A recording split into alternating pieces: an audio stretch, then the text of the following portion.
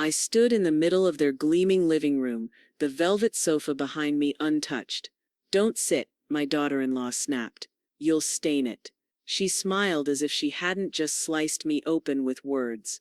My son didn't flinch, didn't speak, didn't blink. I raised him alone, fed him with hands that blistered scrubbing other people's floors. But now, I wasn't family. I was furniture meant to be seen, not touched. "We're about to begin, but if you'd like, share where you're joining from." It reminds me this story doesn't echo into silence, it lands somewhere real.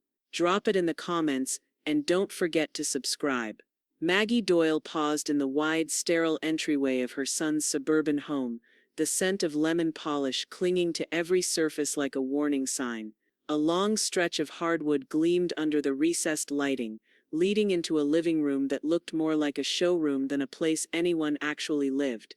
The first thing her eyes landed on was the sofa, long, angular, and blindingly white, as if daring anyone with real skin and breath to come too close. Kara Doyle, in her fitted sweater and carefully blown-out hair, hovered beside it like a museum guard. "We finally had it delivered yesterday," she said, smoothing an invisible wrinkle in the fabric. Her smile was thin, the kind that asked for praise without needing to earn it. "Italian linen, custom, took 6 months." Maggie, holding her purse against her ribs, offered a polite nod. "It's certainly bright."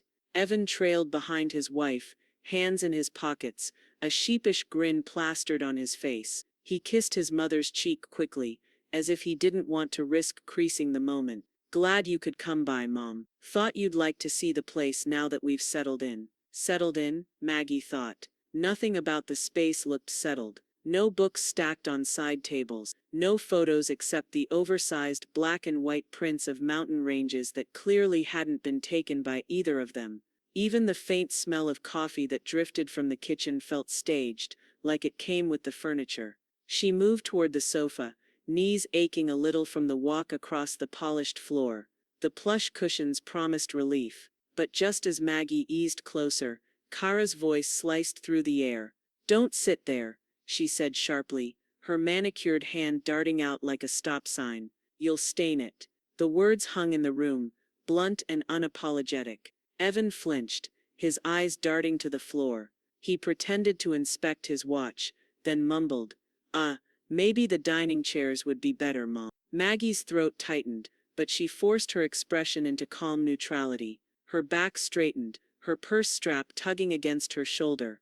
"Of course," she murmured. Without another glance at the sofa, she crossed to the dining table, where a row of stiff, high-backed chairs stood like soldiers. She lowered herself onto one. The cushion was barely padded, a hard seat dressed up as comfort, much like the house itself. Kara didn't seem to notice the sting of her words. She floated back toward the kitchen, calling over her shoulder, "I'll bring out sparkling water. We don't keep soda anymore, too many empty calories." Evan followed, leaving Maggie alone in the sterile silence of the living room. She let her hand rest briefly against the polished wood of the table, its surface cold beneath her palm.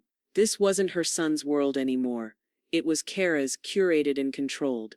The visit lasted less than an hour. Small talk about neighborhood associations.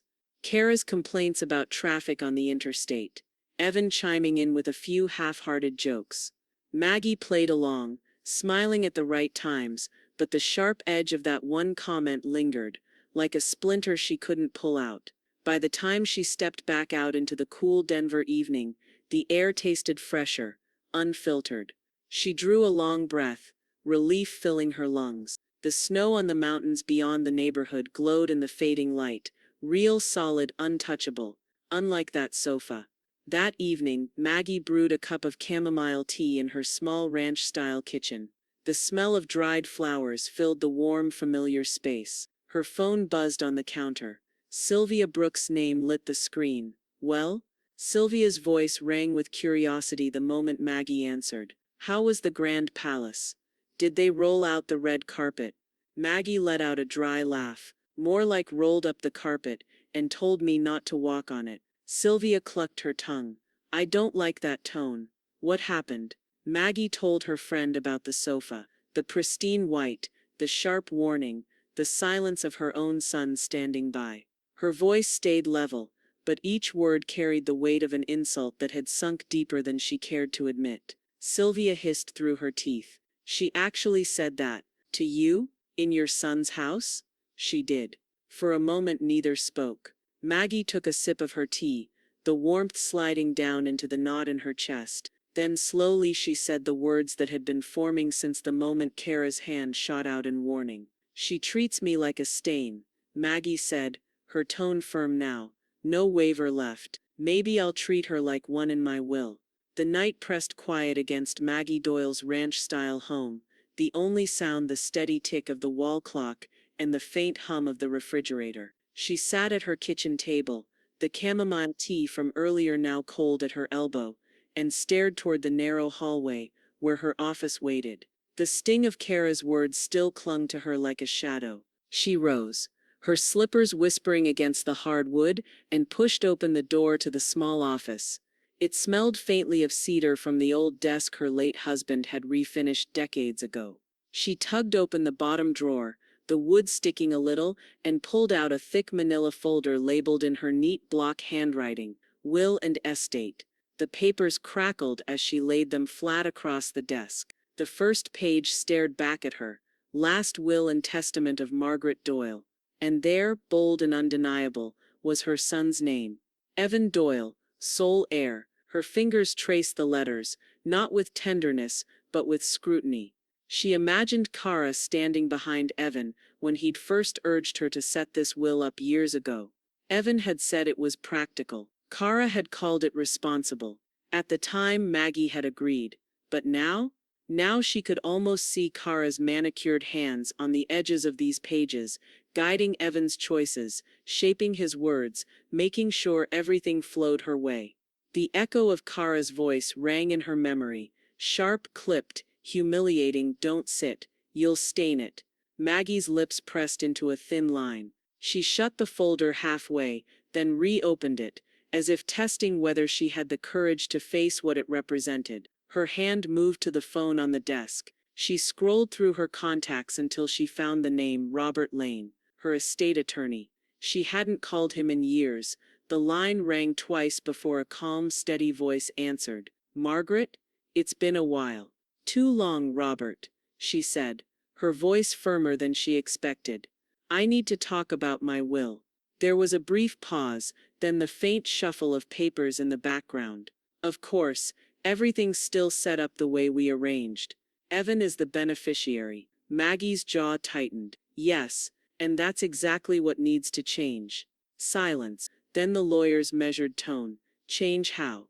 She glanced back down at the document, the black ink glaring up at her. Evan's choices are no longer his own.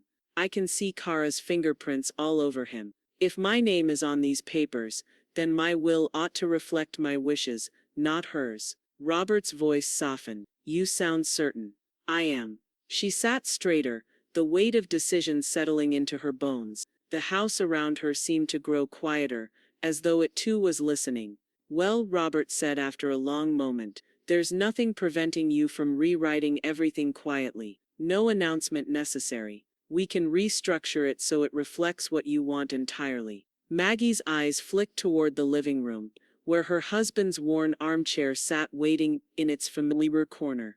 That chair had held coffee spills, newspaper ink, and years of real living. No one had ever told him not to sit there. The thought tightened her resolve. Good, she said simply. On the other end of the line, Robert cleared his throat. Professional but gentle. Then let's not waste time. His words carried a weight that felt heavier than the documents in front of her. Do you want to start tomorrow? The parish hall smelled of brewed coffee and powdered sugar from the donuts lined up on folding tables. Morning light filtered through stained glass windows, scattering warm colors across the linoleum floor. Maggie balanced a styrofoam cup of black coffee, her fingers steady though her mind was not. Sylvia Brooks spotted her from across the room, waving with the confidence of someone who had nothing to prove. Her red scarf trailed over her shoulder as she cut through clusters of chattering congregants and stopped in front of Maggie. Well, there she is. And what's that face? You look like someone told you the pie is sugar-free. Maggie managed a wry smile. Close enough. Sofa-free. Sylvia arched a brow. Go on. They settled at a corner table, the hum of church gossip swirling around them like a safe cover. Maggie lowered her voice, recounting the visit to Evan's house. The white sofa. Kara's sharp warning. Evan's silence. She spoke calmly, but each word was laced with a bitterness she couldn't disguise. When she finished, Sylvia leaned back, crossing her arms. Well, I'll be damned. She treated you like a child with sticky hands. Like a stain, Maggie murmured. Sylvia's eyes narrowed, then sharpened. Then don't scrub at it. Let it set. Money sits heavier than fabric. Make her feel it. Maggie blinked, the phrase cutting straight through her fog of humiliation. Sylvia always had a knack for boiling down complicated feelings into plain truth. She thinks she owns your son, Sylvia continued, her voice hardening, but she doesn't own your legacy. Don't let her dictate that too. Maggie sipped her coffee. It was lukewarm now, but the bitterness grounded her. You're saying, I'm saying you've got the power to turn her precious world upside down, and she won't see it coming. The thought lingered in Maggie's mind long after coffee hour, and by the time she returned home, the quiet of her ranch-style house felt less like emptiness and more like strategy. She moved through each room deliberately, gathering what mattered.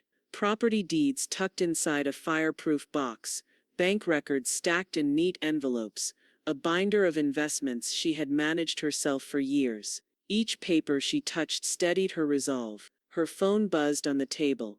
A new message from Evan. Hope you liked the new place. Maggie stared at the screen. The words looked innocent enough, but she could feel Kara's presence behind them, nudging Evan to seek validation. She typed back slowly. It's very polished. Congratulations. Then she set the phone face down, coolness in her tone just sharp enough to register. The rest of the evening passed in quiet preparation.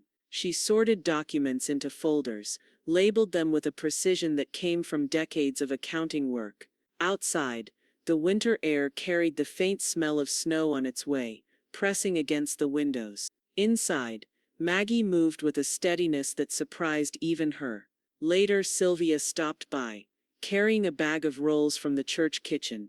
She dropped them on the counter and leaned in, eyes sparkling. So, did you dig out the goods? Maggie gestured to the stacks of documents spread across the dining table.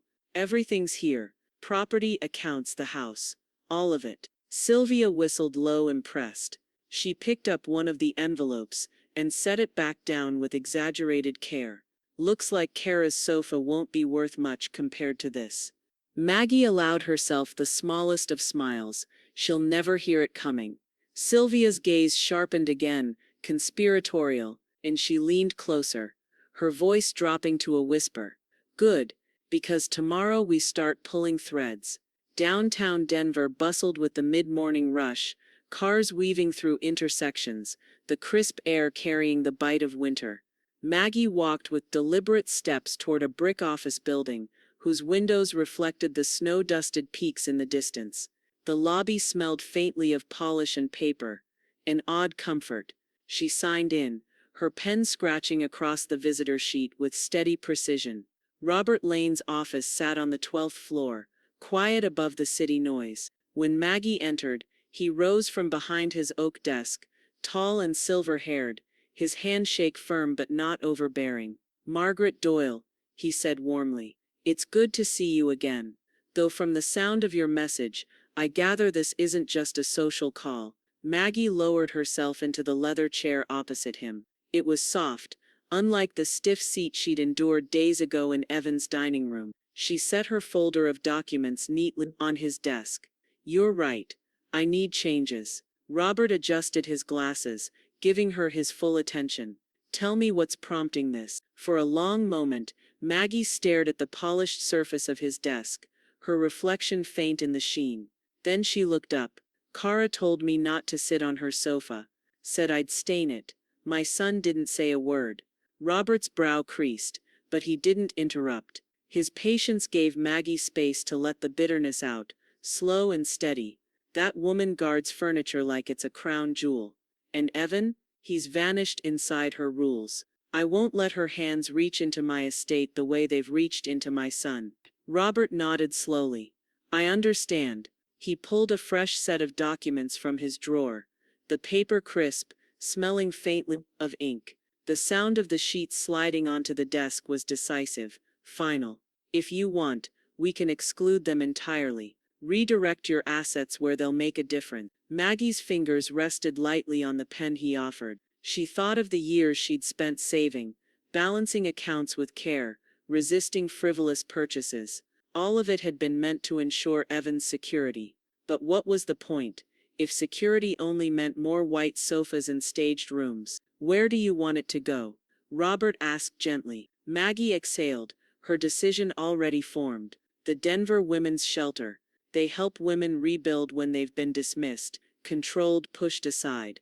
They'll value what I've worked for more than Kara ever could.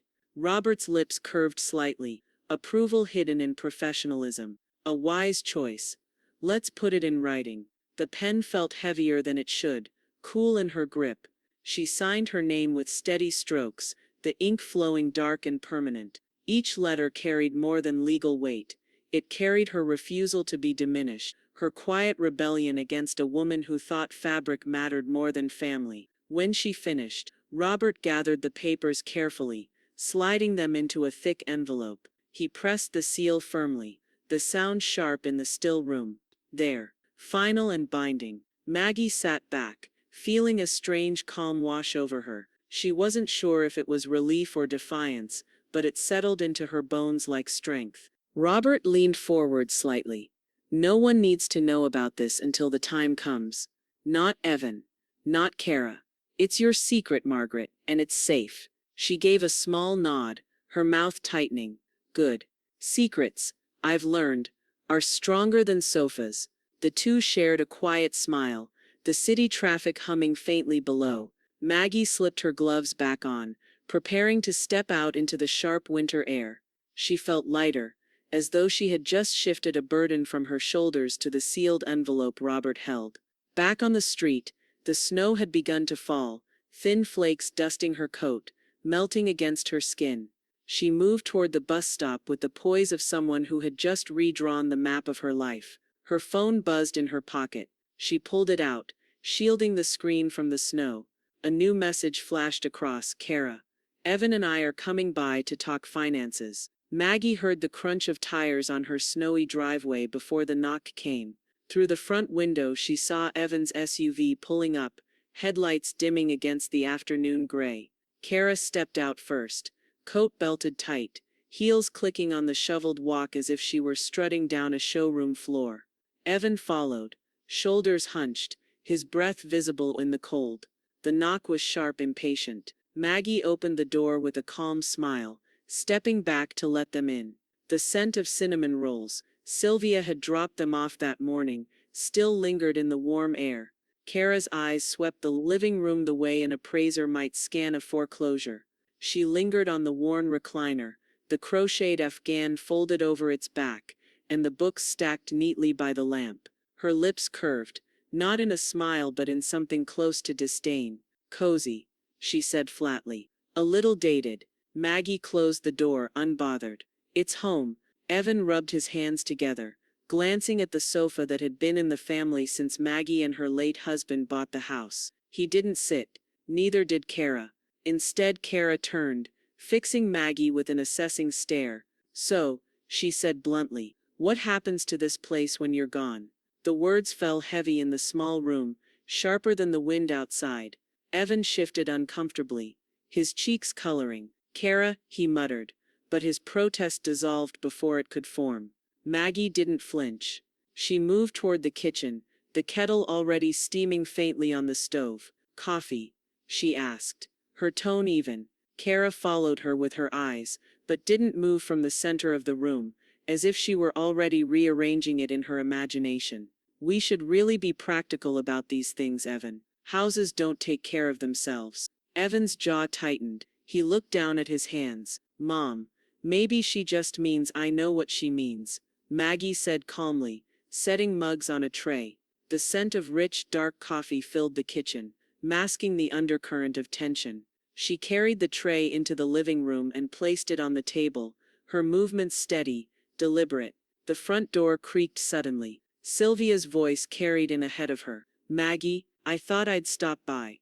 "Oh." She paused, eyes narrowing as she took in Evan and Kara. A slow smile spread across her face, but it wasn't warm. Didn't realize there was company. Maggie felt the air shift as Sylvia slipped off her gloves and took a seat on the recliner, deliberately comfortable, grounding herself in the room. Kara's nose wrinkled slightly at the intrusion. "Well," Sylvia said brightly, reaching for a coffee mug without waiting for permission. "Looks like I arrived just in time for a family meeting." Kara folded her arms, annoyance flashing in her eyes. "We were just discussing future arrangements." "Future arrangements," Sylvia repeated, her tone sweet but pointed. "Funny, Maggie and I talk about those things too. Usually over pie." Evan's ears reddened. He stared down at his cup, saying nothing. Maggie took her own mug and settled on the sofa.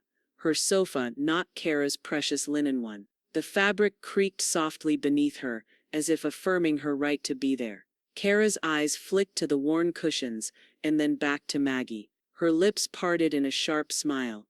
"Well, I suppose it doesn't matter. If you can't take care of things properly, we'll just redo it after you're gone." The words landed like a slap, sharp and echoing in the quiet. Evan froze, his face pale. Sylvia set her cup down with a deliberate clink, her gaze cutting to Maggie, who remained perfectly still. The only sound was the ticking clock on the mantel, marking the moment the air between them cracked wide open. Maggie didn't let her face betray the sting. Kara's words echoed in her ears, sharp as broken glass. "If you can't take care of things properly, we'll just redo it after you're gone." The nerve of it sat heavy in her chest, but outwardly she lifted her mug, sipped her coffee, and let the silence do her speaking. Across the room, Sylvia leaned toward her, voice low enough that only Maggie could hear. "She's digging her own grave, sweetheart. Every word out of her mouth is a shovel of dirt." The remark drew the corner of Maggie's lips upward, though her heart still ached. She didn't want her son to feel the embarrassment that flushed across his face, but Evan's silence was louder than Kara's cruelty. He wouldn't defend her, not in Kara's presence, maybe not ever. When at last they left, their car tires crunching away over the icy pavement, Maggie closed the door and leaned against it. The house settled into quiet again, the air warmer without their presence. Sylvia stayed behind, perched in the recliner with her arms crossed. "You kept your cool," Sylvia said approvingly. "Better than I would have managed. I'd have tossed her out head first." Maggie exhaled, setting her empty cup down.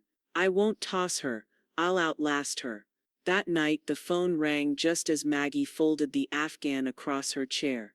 Robert's calm, steady voice filled her ear. "Margaret, I wanted you to know the documents are finalized and filed. Your estate plan is officially updated. No loose ends." Relief slipped through her like warm air on a cold day. "Thank you, Robert." "No need," he replied. "Just know it's sealed, quiet and clean." When she hung up, Maggie stood for a long moment in the stillness of her living room. The ticking of the mantel clock steadied her pulse. She was no longer at Kara's mercy. The next morning she bundled herself into her winter coat and walked down to her favorite diner near Washington Park. The bell over the door jingled, and the smell of sizzling bacon and brewed coffee wrapped around her like an old blanket. Clara Ruiz, in her familiar pink uniform, spotted her from behind the counter. "Maggie, haven't seen you in a few days." Maggie slid into her usual booth by the window, brushing a few snowflakes from her sleeve. "Been busy," she said, her tone even but her eyes sharper than usual. Clara arrived with a steaming cup of coffee before Maggie could ask. She leaned an elbow on the table and studied her. "You've got that look." "What look?" Maggie asked, stirring cream into her coffee. "The look of someone who's hiding aces up her sleeve." Clara grinned, tapping the table with a manicured finger. "You don't play poker unless you've got something worth betting." A faint smile touched Maggie's face. She didn't confirm, didn't deny. She simply sipped the hot coffee, the bitterness cutting through the fog of insult that still clung from yesterday. Outside the diner window, Denver moved in its steady rhythm, snowplows carving paths, bundled joggers huffing past, the mountain range etched against the winter sky. Maggie let the scene steady her. She wasn't a stain, and she wasn't disposable. She was building something stronger than fabric, stronger than Kara's grasping hands. Clara topped off her coffee before bustling away to another table. The hum of the diner wrapped Maggie in a comfort that Kara's sleek, sterile house never could. Her phone buzzed on the table. A voicemail icon blinked. She lifted it to her ear, her heart tightening when she heard Evan's voice. Low and uneasy. "Mom, it's me. We need to talk about Wills." The line clicked, leaving Maggie staring at the phone as the diner's chatter swelled around her. The diner smelled of grilled onions and coffee when Maggie slid into a corner booth the next afternoon.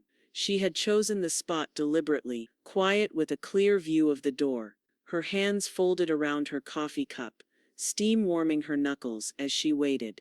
The bell above the door jingled, and in came Evan with Kara at his side. Kara wore a sharp navy blazer as though she were heading into a board meeting. Evan's eyes darted uneasily around the room before landing on his mother. "Mom," he greeted softly, sliding into the seat across from her. Kara sat down first, shoulders squared, her gaze sweeping the diner with disdain before fixing on Maggie. "I'll get straight to it," Kara said, her voice low but clipped. "We should know what we're inheriting." Maggie stirred her coffee slowly, watching the cream spiral into brown. Her expression gave away nothing. "That's for me to decide," she said evenly. Evan's shoulders shifted uncomfortably. "Mom, she just means. I know exactly what she means." Maggie set her spoon down with a delicate clink. "And I meant what I said. It's mine to decide." Kara leaned forward, eyes flashing. "After all we do for you? After all the visits, the calls, the—" Maggie's eyebrow arched, and silence stretched across the table. "Calls? Visits?" The words rang hollow against the reality. Sporadic texts, holiday appearances, and one humiliating afternoon centered on a sofa. She didn't need to speak. The quiet dismantled Kara's argument on its own. Kara's nails tapped against the Formica tabletop, sharp little clicks that grated like knives. "You're being unfair." The bell above the diner door chimed again. Maggie turned her head just enough to see Sylvia striding in, her red scarf trailing like a banner. She scanned the room, spotted Maggie, and made her way over with the confidence of someone who had no fear of interrupting.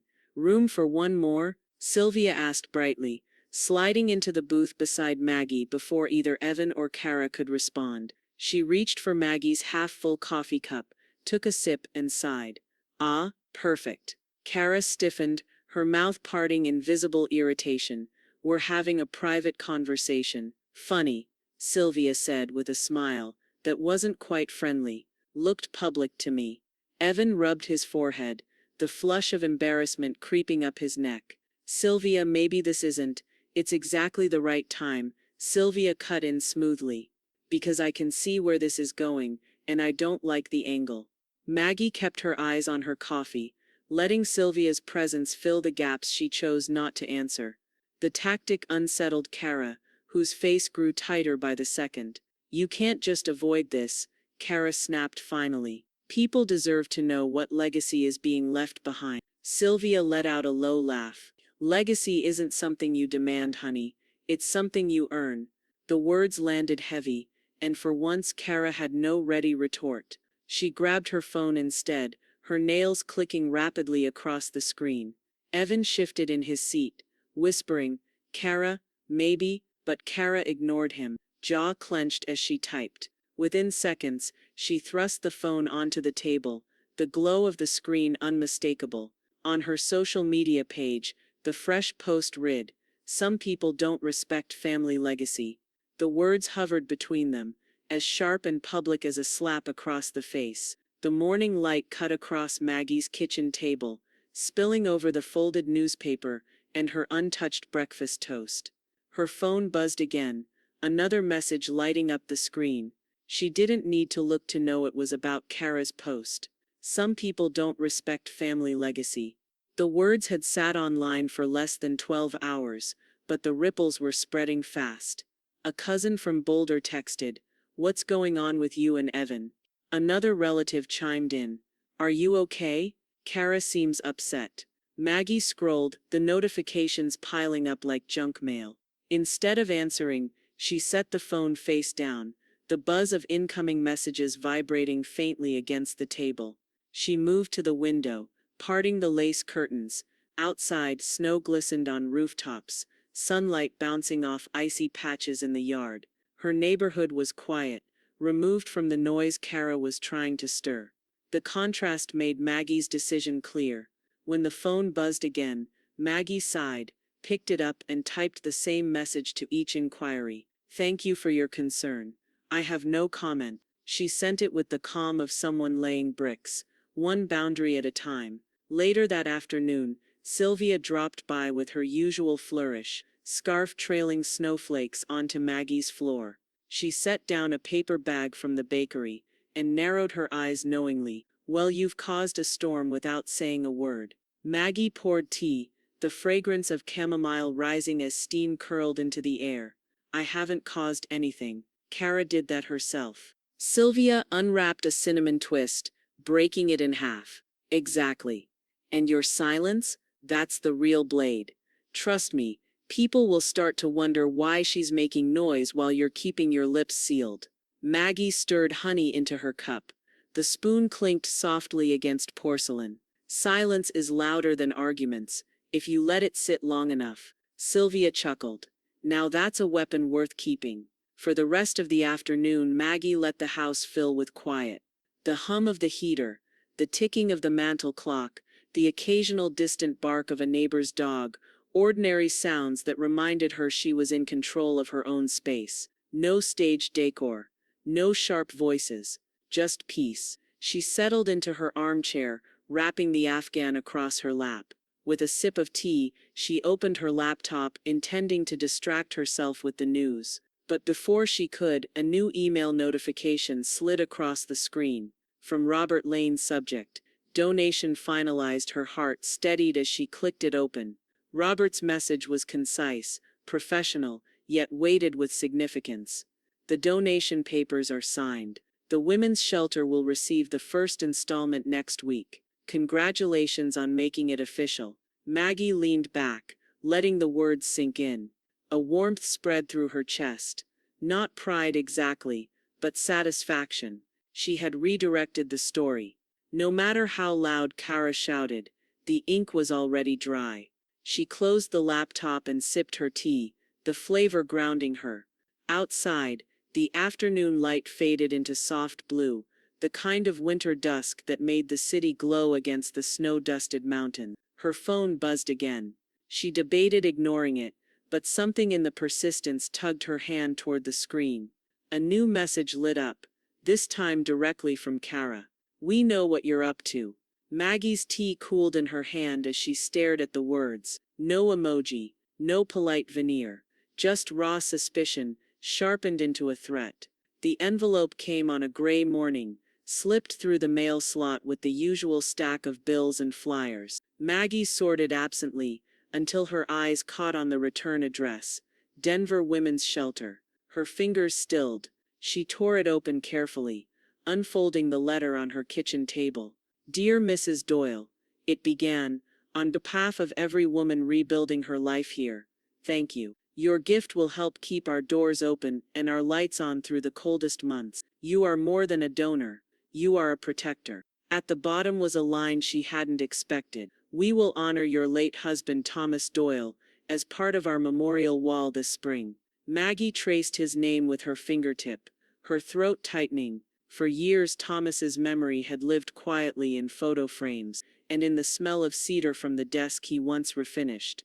Now it would breathe outside her home, carved into something lasting, something Kara could never touch. She pressed the letter flat against the table, whispering, "This one's for you, Tom." Then she wrote her first installment check, her pen steady, the ink bold against the paper. Minutes after she dropped it in the outgoing mail, her phone erupted. "Kara again. You're throwing money away." One text spat. This is our future you're gambling with. Another followed. Then nothing from Evan but a single weary, "Mom, can we talk?" Maggie set the phone down, her pulse steady. Let them rage. The money was already moving where it belonged. The next afternoon, Sylvia insisted on dragging her out for a walk. They strolled the winding paths of the Denver Botanic Gardens, where frost clung to bare branches and koi ponds steamed faintly in the chill. The air smelled of damp earth and distant pine. "You did the right thing," Sylvia said firmly, looping her arm through Maggie's. "Every dollar in Kara's world turns into a decoration. In this world, it turns into heat, food, and safety." Maggie exhaled, watching her breath fog. Evan sounded tired in his message. "He's a grown man," Sylvia replied without hesitation. Tired or not, he made his bed. Kara tucks him into it every night. Don't carry his weight for him. They stopped near a greenhouse, its glass walls fogged with condensation. Inside, tropical flowers pressed against the windows, bright and defiant against the snow outside. Maggie smiled faintly at the contrast. Later that evening, back home, another email waited in her inbox. This one from Robert. "Rest easy. The will is airtight. No contest can change where it's headed." Maggie read the line twice, the certainty of it wrapping around her like armor. For the first time in weeks, she brewed her tea and actually tasted the chamomile, the floral calm spreading across her tongue. She carried the steaming cup into the living room, settled into her armchair, and let herself believe, just for a moment, that the storm was passing. But storms rarely announce their return. The next day, Clara Ruiz caught Maggie as she slid into her usual booth at the diner. The morning rush buzzed with chatter. The scent of frying bacon thick in the air. Clara leaned in, her voice low and careful, nothing like her usual playful tone. "Maggie," she said, glancing toward the counter as if to be sure no one was listening, "you should know, Kara was in here yesterday, asking questions about your bank." Maggie froze, the spoon in her hand hovering above her coffee. The diner noise blurred around her. Clara's face was steady, but her eyes carried warning. The steam rising from her cup twisted like smoke, as though something had already started to burn. The next morning, Maggie sat in the small office at her credit union, the smell of toner and polished wood hanging in the air. Across from her sat Mara, a woman with tidy gray hair and a reassuring steadiness about her. The hum of printers and the low murmur of customers filtered in from the lobby beyond the glass door. Maggie placed her purse at her feet, folded her hands neatly, and got to the point. "I need to be sure my accounts are secure. Someone's been phishing." Mara tapped a few keys on her computer, her glasses glinting under the fluorescent light. "What kind of phishing?" Maggie's voice lowered, firm but calm. "The family kind. My daughter-in-law has curiosity she doesn't deserve." Mara gave her a knowing look, then returned to the screen. "Well, curiosity won't get her far here. We've flagged an attempted inquiry on your accounts last week. Denied automatically." A thread of tension released in Maggie's chest. She leaned back slightly, letting out the breath she'd been holding. "So she tried. She tried," Mara confirmed, adjusting her glasses, "but she doesn't have access, and she never will unless you give it. Which you won't." "Never," Maggie said firmly. Mara smiled faintly. "Then you're safe. But if you'd like, we can add an extra layer of verification, voice authorization only. No signature, no numbers, just you." "Yes," Maggie said without hesitation. "Do it." By the time she left the credit union, the January air felt less sharp, the sky brighter against the snow-covered streets. She walked to her car, with lighter steps, the sound of her boots crunching on salt scattered across the pavement. When she got home, Sylvia was already there, letting herself in with the spare key Maggie had given her years ago. She stood in the kitchen holding a bakery box, her red scarf dusted with snow. "Sota si mautelplem. Ici port en feud, it's sota signis budu." "Emergency delivery," Sylvia announced, flipping the lid open to reveal a dozen chocolate chip cookies, still warm. "Better than a sofa, don't you think?" Maggie laughed softly. tension easing from her shoulders. She picked one up, the chocolate melting against her fingertips, and took a bite. Sweet, rich, comforting. Better than 100 sofas. They sat at the table together, nibbling cookies and sipping tea. For a while they let the conversation drift to lighter things. Church gossip, the weather, a neighbor's new dog. It felt good, ordinary. But later, when Sylvia left and the house grew quiet again, Maggie's phone lit up with a new voicemail notification. She hesitated before pressing play. Kara's voice came through, high-pitched with fury. "You're selfish, Maggie. You've always been selfish. Keeping money away from your own son, from your own family. You'll regret this. Don't think you're winning. You're not." The message ended abruptly, the silence afterward louder than the words themselves. Maggie deleted it without replaying. Then she set the phone down on the table and moved to her armchair. She pulled a basket of yarn close, the familiar scent of wool rising faintly as she threaded her needles. Click, click. The rhythmic sound filled the living room, steadying her. With each stitch she wove calm into the air around her. Outside, the wind picked up, brushing snow against the window panes. Inside, Maggie knitted row after row, her shoulders easing, her breath steady. Just as she was finishing the cuff of a new scarf, the phone rang again. She considered ignoring it, but the caller ID made her pause. "Robert Lane," she answered quickly. His voice was grave, stripped of its usual warmth. "Margaret, I need to tell you something." Kara's trying to challenge the will. The knitting needles stilled in Maggie's hands. Maggie sat stiffly in Robert Lane's office, the polished oak desk between them gleaming under the lamplight. Outside the tall window, Denver's skyline shone beneath a winter sun, but Maggie barely noticed. Robert's voice cut through her anxiety like a steady drumbeat. "She doesn't have a leg to stand on," he said, adjusting his glasses and folding his hands over a neat stack of papers. Kara tried to file a preliminary inquiry, but since Evan is not explicitly cut out, and since you made every change properly, with witnesses, she has no legal grounds. This isn't even a contest. It's smoke. The tension that had gripped Maggie's chest for days finally eased. She exhaled, slow and controlled, the relief rolling through her like warm air after a storm. "So it's finished. She can't touch it." Robert allowed himself a small smile. "It's finished. Unless you want to let her waste more of her money chasing nothing." Maggie leaned back in her chair, the worn leather sighing beneath her weight. The image of Kara pacing with her phone, barking at lawyers flashed in her mind, and for the first time it didn't fill her with dread.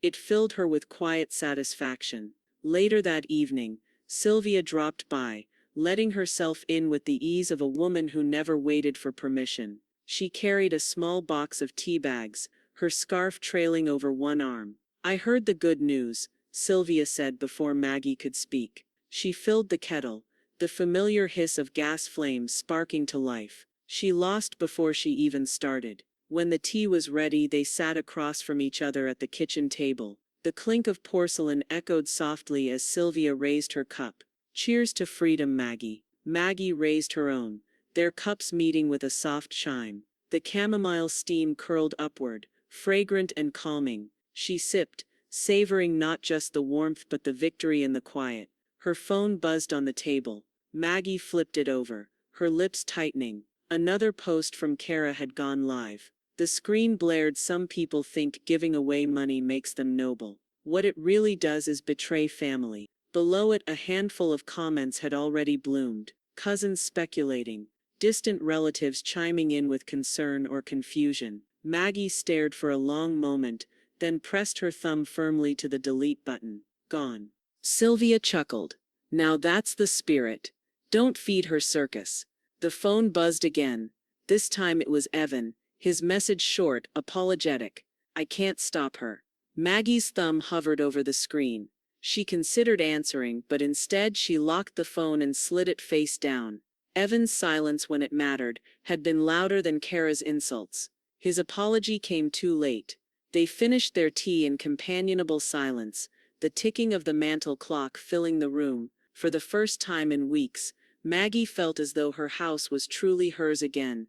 Every chair, every cup, every wall safe from intrusion. She gathered the cups, rinsed them in the sink, the hot water steaming against her hands.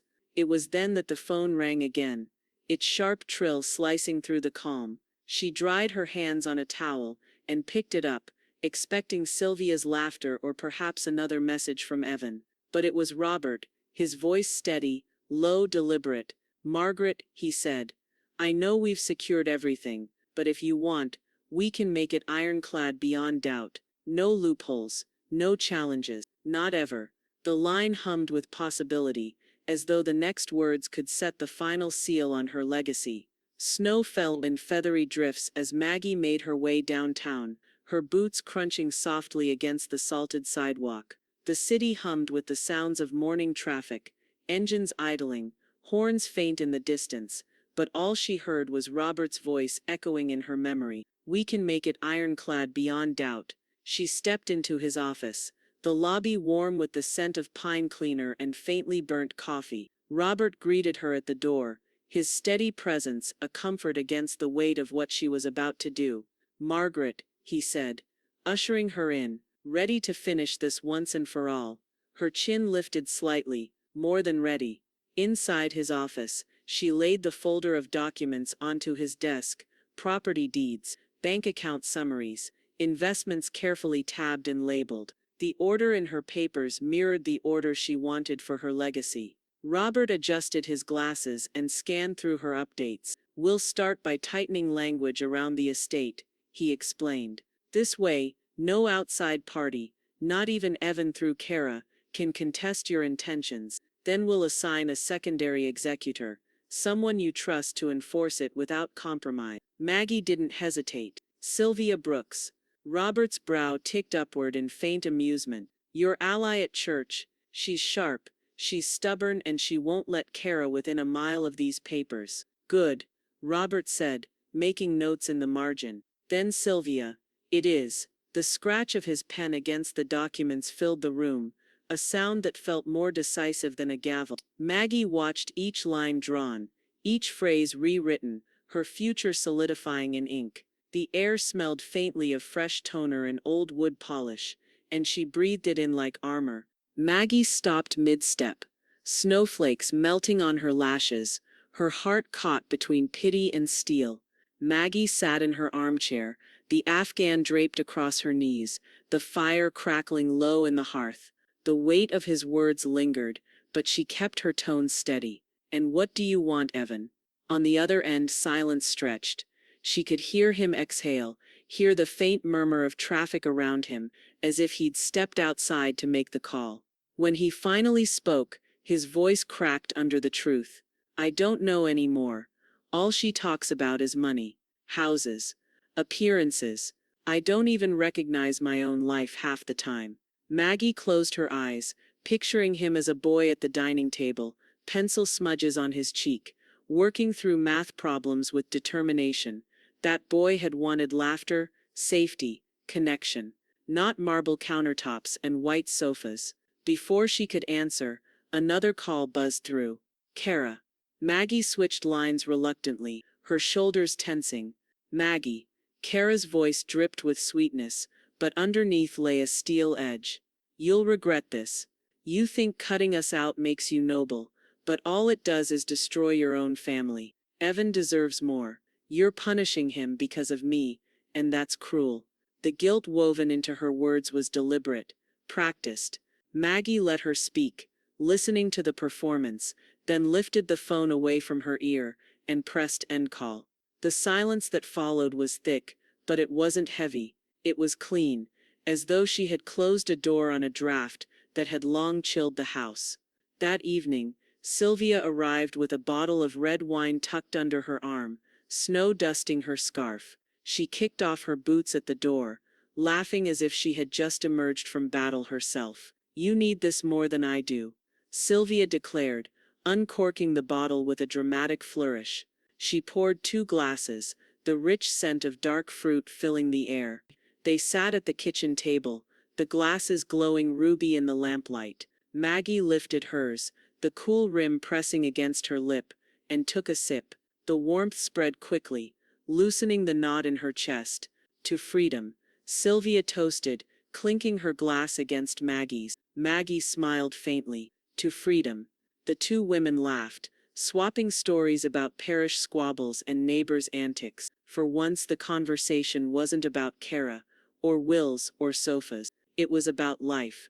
Messy, ordinary, beautiful. The next morning, Maggie found a large envelope in her mailbox. She brought it inside, slit it open with a kitchen knife, and drew out a letter on thick stationery. Dear Mrs. Doyle, it began, thank you for your extraordinary generosity. Your contribution has already secured emergency housing for 3 women and their children this week alone. Your husband's name will be displayed with honor in our spring dedication. His legacy will protect others the way he protected his family. Maggie's eyes blurred as she read. She wiped her cheek with the back of her hand, then smoothed the paper against the table and slid it into a frame. She placed it on the mantel beside a photo of Thomas holding a young Evan in his arms. This, she whispered, her voice steady with conviction, is the legacy worth keeping. That evening, as dusk settled and the snow outside turned lavender under the streetlights, Maggie sat in her armchair with the fire humming low. The framed letter caught the glow of the flames, its glass surface shining. A knock rattled her front door. Firm, insistent. She set aside her knitting and rose slowly, heart thudding. When she opened it, Evan stood on the porch, his hair mussed from the wind, his coat unbuttoned despite the cold. His eyes were rimmed with exhaustion but clearer than she'd seen in years. She left me, he said bluntly, his breath fogging in the icy air. I don't want her or her sofa. Snowflakes clung to Evan's coat as he stepped inside, stamping the slush from his shoes. His face looked older than his 45 years, as though the last few days had drained color from his skin and weight from his shoulders. He stood in Maggie's entryway, like a man who no longer knew where he belonged. She moved out, he said finally, his voice low, carrying a fatigue that reached deeper than lack of sleep. Packed her things last night. Didn't even wait for me to come home. Maggie closed the door softly, letting the warmth of the house settle around them. She didn't rush to comfort him, didn't scold, didn't fill the silence. She let him sit with the truth. Evan ran a hand through his hair, snow melting onto the hardwood. I should have defended you, Mom. That day at the house, at the diner, so many times, I just stood there. I thought keeping quiet would keep the peace, but it only made things worse. I let her talk to you like that. I let her, he broke off, shaking his head. I regret it. I regret all of it. Maggie watched him with a calm that came from years of waiting for this moment. She folded her hands in front of her. Her voice even, regret is heavy, Evan, heavier than any sofa, but carrying it doesn't fix anything. What you do next does. He looked up, eyes wet but clear, as though hearing those words steadied him. For the first time she saw the boy he'd once been, the boy who used to sit at this very table, chewing on a pencil while Thomas helped him with homework. The kettle hissed on the stove, filling the kitchen with steam. Maggie poured 2 mugs of tea, sliding one across the table to him. The quiet between them wasn't the brittle silence of estrangement. It was the solid kind, the kind that held space for repair. Later that afternoon, Sylvia appeared in her usual flourish, red scarf trailing snow as she breezed through the door without knocking. She took one look at Evan, slumped at the table, and raised her brows. Well, well, she said, removing her gloves. The prodigal son returns. And not a sofa in sight. Evan managed a faint smile. I deserve that. Sylvia set her bag on the counter, leaning on her elbows. Her gaze sharpened, soft but unrelenting. You do, but don't think showing up once erases years of silence. If you want your mother's trust back, you're going to have to work at it. Evan nodded, his voice rough. I know, I want to try. Maggie sipped her tea, letting Sylvia's bluntness hang in the air. Part of her wanted to shield him, but another part knew Sylvia was right. If Evan wanted redemption, it had to come from effort, not apologies alone. That evening, as the snow thickened outside, Evan found a shovel by the back door and went to work clearing his mother's walk. Maggie stood by the window, watching through frosted glass as he pushed the heavy drifts aside. Each scoop seemed less about snow and more about penance, small steady acts of care replacing years of silence. When he came back in, cheeks flushed and breath steaming, Maggie had a pot of soup simmering on the stove. The scent of chicken and thyme filled the kitchen, mingling with the warmth of fresh bread Sylvia had brought. They ate together at the small table, steam curling from their bowls. Evan cradled his spoon, as though the simple meal grounded him more than he expected. "This feels more like home than anything has in years," he admitted. Maggie's gaze softened. "That's because it is home, Evan. It always was." Sylvia raised her glass of water like a toast. "And no one's going to redecorate it after you're gone," she quipped, earning a rare laugh from all three. The evening wound down gently, the fire crackling low, the storm outside muffling the world beyond. Evan dozed briefly in the armchair that had once been his father's, the same chair Kara had sneered at. The sight struck Maggie with quiet satisfaction. Later, after Evan left with a promise to return the next day, Maggie settled back into her chair, the Afghan warm across her knees. The house felt fuller, not because of things, but because of the people inside it. Her phone buzzed on the side table. She picked it up, expecting perhaps another text from Evan. Instead, Robert's voice came through the line, calm but resolute. "Margaret," he said, "I've just finished the final review.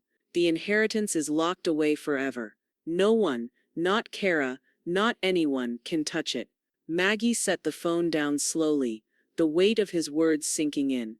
The first rays of morning sunlight spilled through the curtains of Maggie's Denver home, painting the walls in warm streaks of gold. The air held that crisp clarity of winter after a storm, snow piled clean and high outside, rooftops sparkling under a pale blue sky. Maggie stretched beneath the quilt, the quiet hum of her furnace and the faint creak of the old house wrapping her in comfort. When she padded into the kitchen, the kettle already sat waiting on the stove. She filled it, set the flame, and let the rising hiss fill the silence. The smell of fresh coffee grounds lingered from the night before, mixing with the faint sweetness of cinnamon she'd left on the counter after baking. A knock at the door broke the stillness. Maggie pulled her robe tighter, shuffled over and opened it to find Sylvia standing there with a bakery box tucked under her arm. Snowflakes clung to her red scarf, her cheeks flushed from the cold. "I brought reinforcements," Sylvia declared, stepping inside with the gust of winter air. She set the box down, flipping it open to reveal cinnamon rolls glistening with icing. The warm scent immediately filled the room, richer than perfume. Maggie smiled, her heart lifting at the sight. "You're going to spoil me." "Someone has to," Sylvia teased, pulling off her gloves. She grabbed 2 plates from the cabinet as though she lived there, placing a roll on each. "Besides, victory deserves sugar." As they sat at the table, the sound of shovels scraping on distant sidewalks drifted through the window.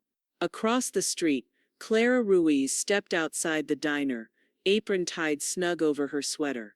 She caught sight of Maggie in the window and raised a hand, waving with her usual cheer. Maggie lifted her coffee cup in return, the simple gesture warming her more than the heat of the mug. Sylvia followed her gaze and grinned. "Looks like you've got your whole army lined up, Maggie. Friends, freedom, and a cinnamon roll that's better than anything Kara ever bought." Maggie laughed softly, shaking her head. "It's enough." After breakfast, Maggie went to the hall table where yesterday's mail still waited in a neat pile. She sifted through utility bills and flyers until her fingers landed on a cream-colored envelope addressed in careful handwriting. The return address read Denver Women's Shelter. She carried it to the living room, settling into her armchair.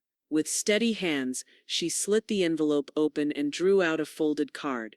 The words inside were written in blue ink, the letters slightly uneven but deeply personal. "Mrs. Doyle," it read, "because of your generosity, my daughter and I have a safe place to sleep this winter. We will never forget what you've given us. Thank you for believing in us when so many people turned away." A photograph slipped out with the card, a young woman with tired eyes but a bright smile, holding a little girl bundled in a knitted scarf. Maggie's throat tightened. She pressed the photo flat, then rose and carried it to the mantel. With deliberate care, she placed the thank you card in a frame beside her husband's photo and the shelter's official letter. The three stood together: Thomas, the shelter's promise, and this small family who now had a chance. For a long moment, Maggie simply looked at them, the sunlight pooling across the mantel, illuminating the paper as though blessing it. Behind her, Sylvia poured 2 fresh cups of coffee, her voice soft. "That's your real inheritance right there, Maggie. Not the money, but the lives you've touched." Maggie turned back, her eyes clear. "That's all I wanted." She returned to her chair, the Afghan warm across her lap, and leaned back into the familiar cushions. The chair creaked, the fire popped in the hearth, and outside, Denver's day stretched awake under a clean sky. Her phone rested on the side table, silent at last. No demands, no accusations, only peace. She let the quiet sink deep into her bones. A smile curved her lips as she gazed at the mantel, her legacy standing taller than any sofa ever could. "She thought I'd stain her sofa, yet I sat comfortably on her inheritance instead."